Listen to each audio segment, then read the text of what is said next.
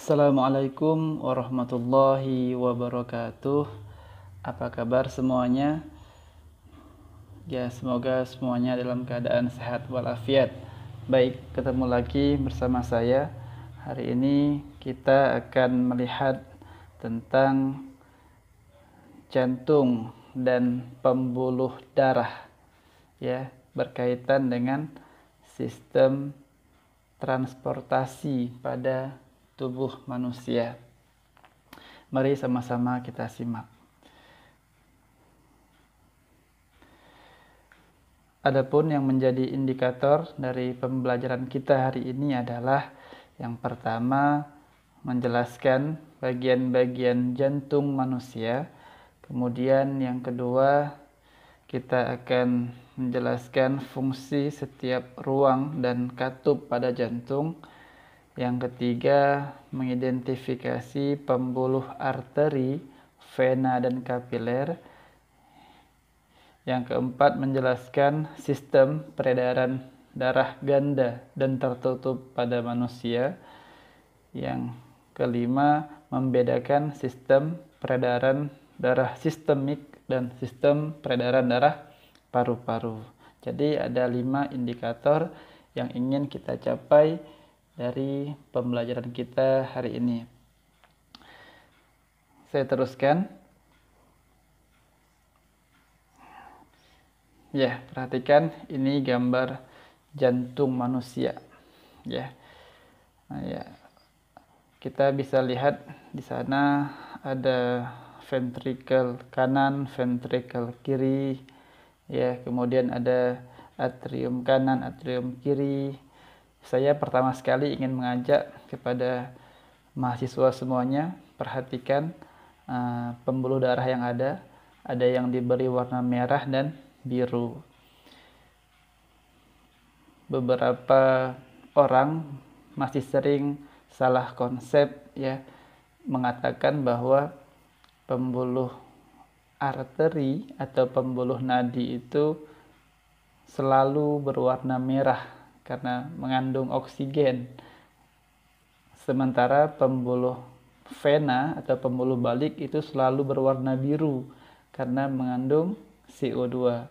Padahal bukan seperti itu konsepnya. Ya, kita bisa lihat di gambar itu bahkan ada arteri yang berwarna biru, arteri pulmonalis. Ya, biru dia. Kemudian juga vena juga ada yang berwarna merah. Ya, itu ada vena pulmonalis kiri.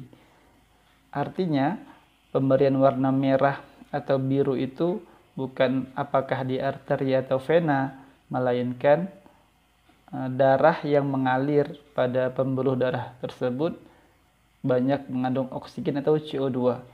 Jadi vena dan arteri memiliki kesempatan yang sama untuk diberi warna merah atau biru, tergantung dari bagaimana kondisi dari darah yang melalui suatu pembuluh darah.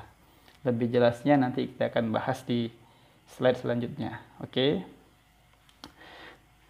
Sekarang kita lihat beberapa fakta tentang jantung manusia. Yang pertama, besarnya jantung itu kurang lebih sebesar kepalan tangan. Sebesar ini. Ya, kepalan tangan masing-masing tentunya. Kemudian fakta yang kedua, berat jantung kurang lebih 300 gram pada pria dan 250 gram pada wanita.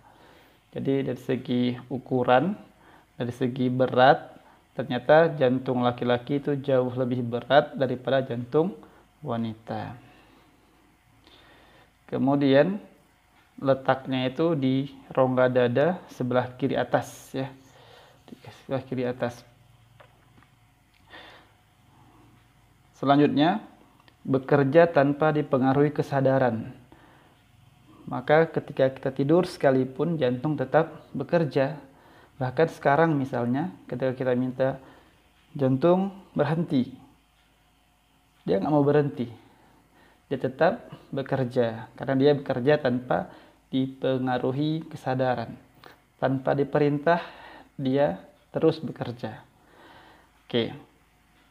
Selanjutnya kita ingin lihat tentang bagian dalamnya gitu ya, bagian dalam ruang jantung.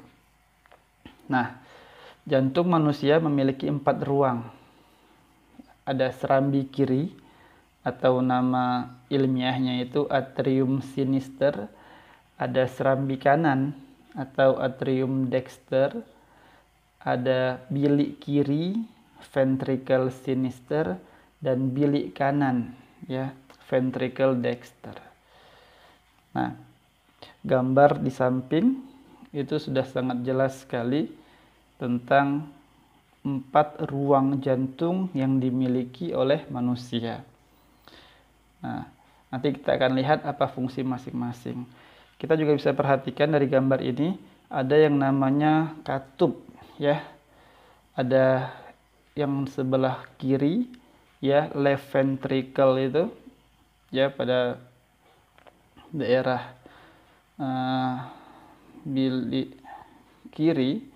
Di sana antara atrium kiri dan bilik kiri itu terdapat katup ya, namanya katup bicuspidalis atau valvula bicuspidalis, nama lainnya mitral valve. Nah, kalau di antara serambi kanan dan bilik kanan terdapat yang namanya valvula tricuspidalis ya, atau katup tricuspidalis. Nah, apa fungsi katup? Ya, dia mengatur agar darah tidak bercampur antara darah yang kaya akan oksigen dan darah yang kaya akan CO2 tidak bercampur. Nah, misalnya kalau kita perhatikan aliran darah itu di dalam jantung adalah dari serambi masuk ke dalam bilik, sehingga dengan adanya katup darah dari bilik tidak kembali ke serambi. Jadi jalannya itu lebih teratur. Nah, di sana juga ada aorta, pembuluh nadi besar, ada arteri pulmonalis ya. Nanti lebih detail kita akan bahas di slide selanjutnya. Nah, ada beberapa lagi fakta tentang jantung manusia. Yang pertama, serambi kanan dan serambi kiri ya mengembang dan menguncup secara bersamaan. Bisa dibayangkan. Jadi serambi kanan dan serambi kiri. Jadi kalau di jantung itu yang bagian atas itu serambi, bagian bawah itu bilik. Nah, jadi serambi kanan dan kiri itu mengembang atau berkontraksi dan berelaksasinya itu secara bersamaan. Kembang, kuncup gitu ya, secara bersamaan. Itu cara kerjanya. Kemudian yang kedua, fungsi katup seperti yang saya sampaikan tadi untuk mencegah tercampurnya darah pada setiap ruang jantung. Sehingga darah yang kaya oksigen dan kaya CO2 tidak tercampur lagi di jantung. Yang ketiga, denyut normal jantung itu 70 sampai 80 denyut per menit. Ini pada orang dewasa ya, orang dewasa yang sehat.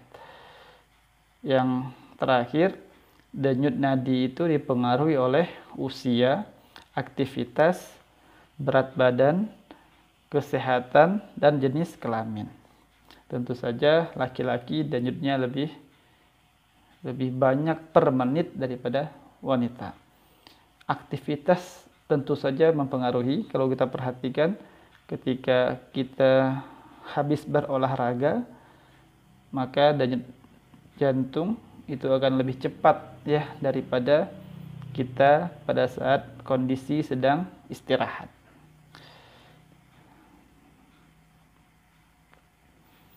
Nah, sekarang kita lihat karakteristik masing-masing ruang pada jantung.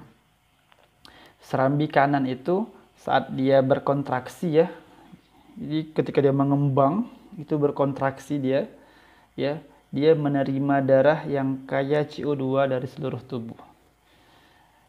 Jadi serambi kanan itu menerima darah yang kaya karbon dioksida dari seluruh tubuh. Kemudian saat dia menguncup ya, atau dia berelaksasi, mengeluarkan darah yang kayak CO2 tadi menuju bilik kanan.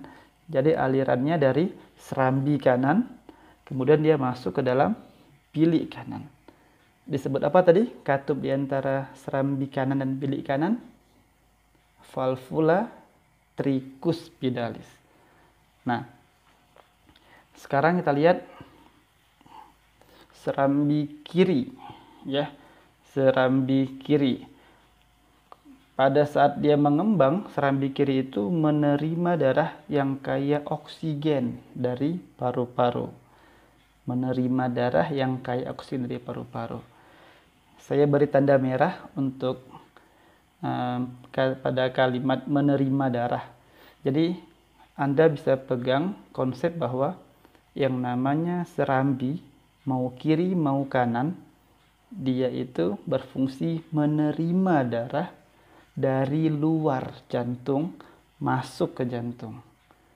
Kalau yang serambi kanan menerima darah dari seluruh tubuh, maka serambi kiri menerima darah dari paru-paru. Tentunya kalau dari paru-paru pasti kaya akan oksigen, gitu ya. Itu konsepnya. Jadi serambi itu pasti terima darah dari luar masuk ke dalam jantung. Kemudian serambi kiri itu pada saat menguncup, ya, atau berelaksasi, dia mengeluarkan darah yang kaya oksigen menuju bilik kiri. Nah, itu juga konsepnya. Jadi dalam jantung itu darah masuk ke dalam jantung melalui serambi, kemudian dari serambi diteruskan ke bilik. Disebut apa tadi? Katup yang memisahkan antara serambi kiri dan bilik kiri, valvula bicuspidalis. Oke, bagus. Sekarang kita lihat yang bilik, ya, ventricle, bilik kanan, ventricle dexter. Saat mengembang atau berkontraksi, ya, maka bilik kanan itu menerima darah yang kaya CO2 dari serambi kanan yang tadi, ya, dari serambi kanan masuknya ke bilik kanan. Lalu bilik kanan itu pada saat dia menguncup, ya, atau dia berelaksasi, dia tadi kan dia mengembang nih, kontraksi, masuk darahnya ke situ. Kemudian dia menguncup, darahnya akan dipompa, ditolak keluar. Kemana? Menuju paru-paru. Jadi ketika dia menguncup, bilik kanan itu akan memompa darah yang kaya CO2 tadi menuju ke paru-paru. Untuk apa? Untuk dibuang CO2-nya, sebaliknya untuk mendapatkan oksigen baru dari proses pernafasan. Bagaimana dengan yang bilik kiri? Nah, bilik kiri itu pada saat berkontraksi atau mengembang, dia menerima darah yang kaya oksigen dari serambi kiri, yang tadi. Jadi dia terima darah dari serambi kiri. Serambi kiri itu tadi terima darah dari mana? Dari paru-paru, sehingga darahnya kaya akan oksigen. Nah, kemudian ketika sampai di serambi kiri, darah kemudian diteruskan ke bilik kiri. Nah, kemudian ketika si bilik kirinya tadi sudah menerima darah yang kaya oksigen, pada saat dia menguncup, ya, berelaksasi, darahnya akan ditolak keluar. Ya, darahnya akan dialirkan menuju seluruh tubuh. Saya buat kalimat dengan warna merah, mengeluarkan darah atau menolak darah keluar atau memompa darah. Sehingga kita bisa pegang bahwa yang namanya bilik atau ventricle, mau yang kiri mau yang kanan, itu fungsinya adalah untuk memompa darah keluar dari jantung, mengeluarkan darah dari jantung. Kemana? Kalau yang bilik kanan, dia memompa darah keluar menuju paru-paru. Kalau bilik kiri, dia memompa darah yang kaya oksigen menuju seluruh tubuh. Nah, jadi ingat, serambi menerima darah masuk, bilik memompa darah keluar. Tinggal diingat, serambi kiri menerima darah dari paru-paru, serambi kanan menerima darah dari seluruh tubuh. Bilik kanan memompa darah menuju paru-paru, kemudian bilik kiri memompa darah kemana? Ke seluruh tubuh. Mudah kan? Ya, jadi silahkan diulang-ulang supaya bisa lebih paham. Sekarang kita melihat pembuluh darah. Secara umum, pembuluh darah itu terbagi dua. Ada arteri atau pembuluh nadi dan vena, pembuluh balik. Dari namanya saja kita sudah bisa membayangkan apa fungsinya. Ya. Pembuluh nadi, arteri, pembuluh balik, vena. Baliknya kemana? Baliknya ke jantung. Jadi kalau kita bayangkan sistem transportasi kita itu seperti terminal, seperti transportasi umum. Maka jantung adalah terminalnya. Terminalnya itu jantung. Kita lihat dulu. Oke. Nah, arteri yang namanya arteri, apakah arteri pulmonalis, aorta, dan seterusnya, pasti dia itu mengalirkan darah dari jantung. Dia mengalirkan darah dari jantung kemana? Ya terserah kemana aja. Kalau dia mengalirkannya ke paru-paru, namanya arteri pulmonalis. Jadi kalau ada disebut arteri, ingat saja bahwa darahnya itu pasti mengalirnya dari jantung keluar gitu, meninggalkan jantung. Sementara kalau vena itu pembuluh balik, ya balik kemana? Kembali ke jantung. Apapun nama venanya, ya misalnya vena pulmonalis. Vena pulmonalis pasti arah aliran darah yang melaluinya adalah darahnya itu menuju kembali ke jantung. Kalau vena pulmonalis berarti darahnya itu kembali ke jantung, berasal dari mana? Dari pulmo. Pulmo itu apa? Paru-paru. Maka darah kalau datangnya dari paru-paru menuju jantung pasti kaya akan oksigen. Pandai. Nah, kaya akan oksigen. Maka vena pulmonalis itu adalah pembuluh vena yang justru pembuluh darah yang paling kaya oksigen. Maka warnanya dia merah, dia tidak biru. Maka salah konsep kalau mengatakan bahwa arteri semua merah, vena semua biru, karena vena semuanya kaya akan CO2. Kurang tepat, ya. Masih itu miskonsepsi namanya. Baik, kita lanjutkan. Sekarang kita ingin lihat secara lebih mendalam perbedaan antara arteri dan vena. Arteri pembuluh nadi, vena pembuluh balik. Pertama, kita lihat dari dinding pembuluhnya. Ya, arteri dindingnya tebal dan elastis. Vena dindingnya tipis dan kurang elastis. Yang kedua, arteri itu memiliki satu katup pada pangkal arteri.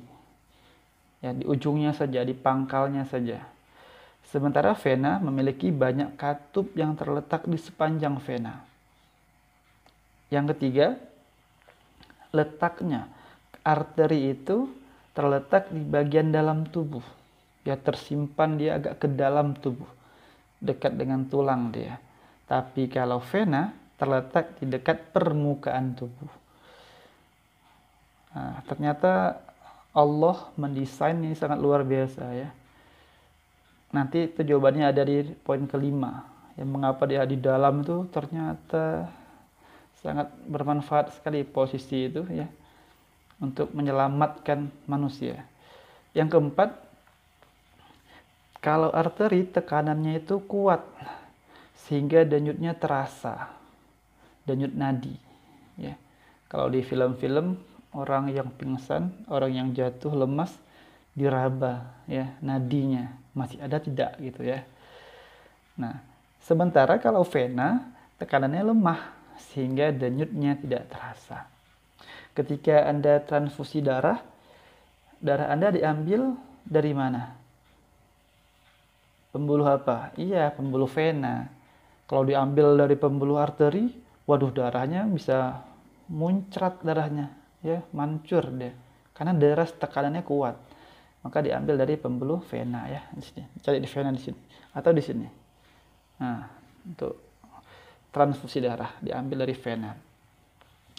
Sehingga karena tekanannya kuat, maka arteri itu jika terpotong pembuluh darah arteri itu, darahnya akan memancar, ya. Seperti kalau kita lihat di sapi disembelih waktu kurban kemarin, darahnya memancar, ya, mancur deras sekali. Tetapi kalau vena terputus atau terpotong, darahnya hanya akan menetes. Kenapa? Karena tekanannya tidak kuat, tekanannya lemah. Kita lanjutkan ya.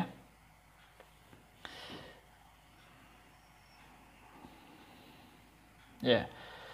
Sekarang kita melihat sistem peredaran darah ganda dan sistem peredaran darah tertutup. Ini tidak hanya pada manusia sebenarnya. Sistem peredaran darah ganda dan tertutup ini mulai dari kelompok-kelompok amfibi, reptil, aves, mamalia itu sudah ganda dan tertutup. Mengapa disebut sistem peredaran darahnya ganda?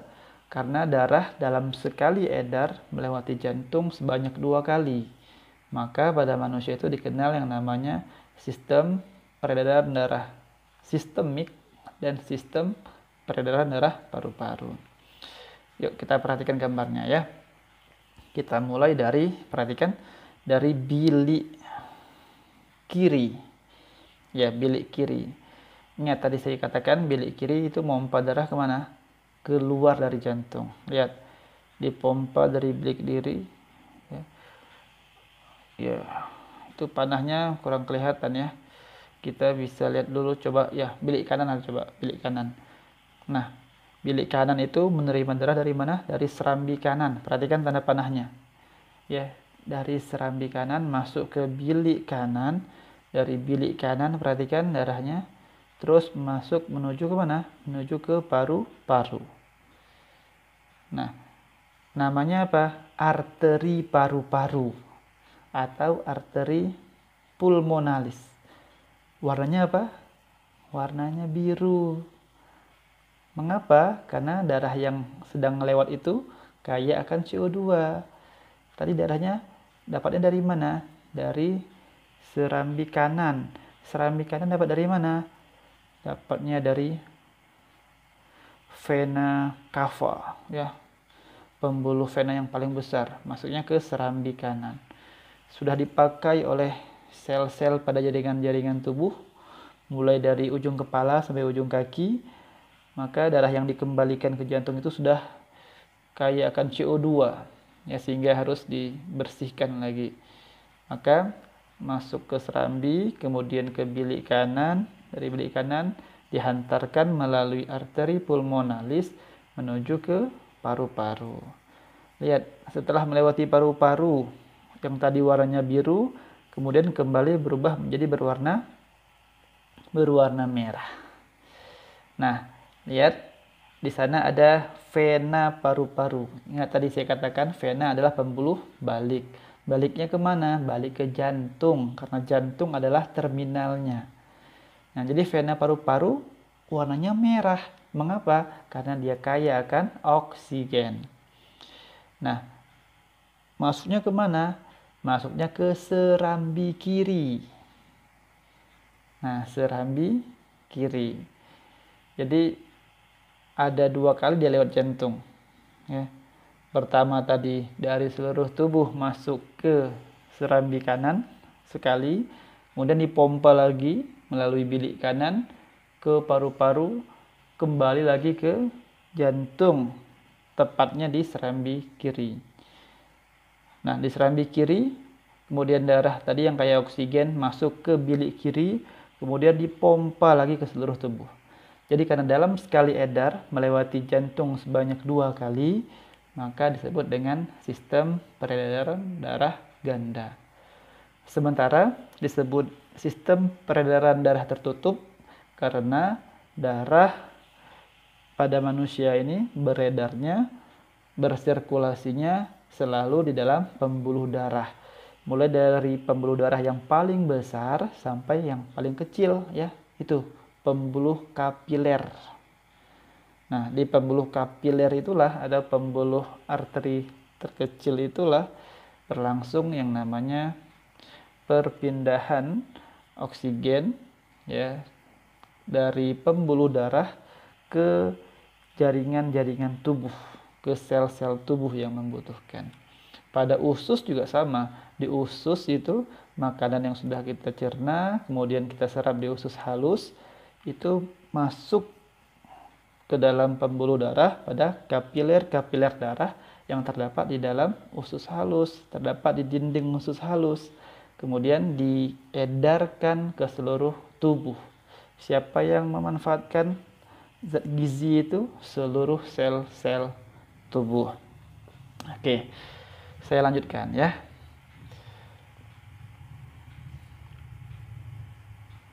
Nah, di gambar ini juga sangat jelas terlihat ya masalah katupnya dan arah alirannya. Ya, ada kapiler atas, kapiler bawah. Perhatikan arah pergerakan tanda panah itu menunjukkan arah gerakan dari darah. Tadi coba kita mulai misalnya dari serambi kanan tadi ya, serambi kanan. Kemudian masuk dia ke bilik kanan, kemudian dipompa menuju paru-paru.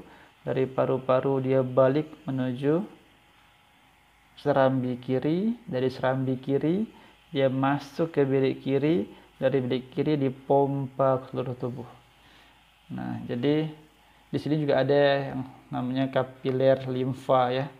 Jadi salah satu ciri khas ya dari sistem peredaran darah tertutup adalah terdapatnya sistem limfatik. Apa fungsinya sistem limfa ini? Dialah nanti yang mengambil kembali cairan-cairan yang terdapat di ruang-ruang antar sel untuk kemudian kembali dimasukkan ke dalam pembuluh darah. Ini keberadaan sistem limfatik ini adalah ciri khas dari sistem peredaran darah tertutup. Saya teruskan.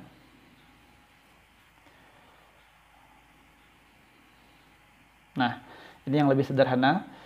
Silakan Anda perhatikan, ada yang namanya peredaran darah paru-paru yang tadi saya sampaikan. Ya, jadi kalau yang paru-paru itu dari mana? Dari bilik kanan, kemudian masuk ke dalam arteri pulmonalis ya, masuk ke pulmo atau paru-paru, kemudian melewati vena pulmonalis kembali ke serambi kiri. Itu yang paru-paru. Kalau yang peredaran darah sistemik itu mulainya dari bilik kiri, kemudian aorta, kemudian seluruh tubuh ke atas ke bawah, kemudian kembalinya melalui vena ya, vena pulmonalis, kemudian masuknya ke serambi kanan. Itu sistem peredaran darah sistemik. Karena ada dua macam sistem peredaran darahnya, ada yang paru-paru, ada yang sistemik, maka disebut sistem peredaran darahnya ganda, ya, ganda. Oke, sudah ini. Nah, ini dia. Jadi berdasarkan lintasannya kita bisa membedakan dua macam peredaran darah pada manusia, yaitu ada yang sistemik dan ada yang paru-paru. Nah, kalau kita mau lebih detail seperti ini. Nah, peredaran darah sistemik itu dimulai dari ventrikel kiri ya, atau bilik kiri, kemudian ke pembuluh nadi yang paling besar aorta. Cabang dari aorta ada arteri, cabang dari arteri ada arteriole, kemudian ke kapiler, kapiler ke venule, ya, ke vena, vena cava, kemudian masuknya ke atrium kanan atau serambi kanan. Tadi sudah saya sampaikan di awal. Selanjutnya kalau yang paru-paru dari bilik kanan ya, atau ventrikel kanan, kemudian ke arteri pulmonalis, kemudian ke paru-paru atau pulmo, kemudian kembali ke vena pulmonalis atau vena paru-paru, masuk ke mana? Ke atrium kiri atau serambi kiri. Itu dia. Itulah alasan mengapa disebut dengan sistem peredaran darah ganda. Ada 2 macam dia. Baik, saya rasa cukup sekian hari ini. Terima kasih. Silahkan nanti videonya diulang-ulang agar bisa lebih paham. Ya, nanti akan kita lanjutkan pada pertemuan selanjutnya mengenai tentang darah, ya, komponen-komponen darah serta mekanisme pembekuan darah dan seterusnya. Bila ada pertanyaan, silahkan meng-email saya atau memberi komentar di channel YouTube saya untuk materi ini. Insya Allah akan segera mendapatkan jawaban. Demikian pertemuan kita hari ini. Terima kasih atas perhatian. Mohon maaf atas segala kekurangan. Billahi taufiq wal hidayah. Assalamualaikum warahmatullahi wabarakatuh.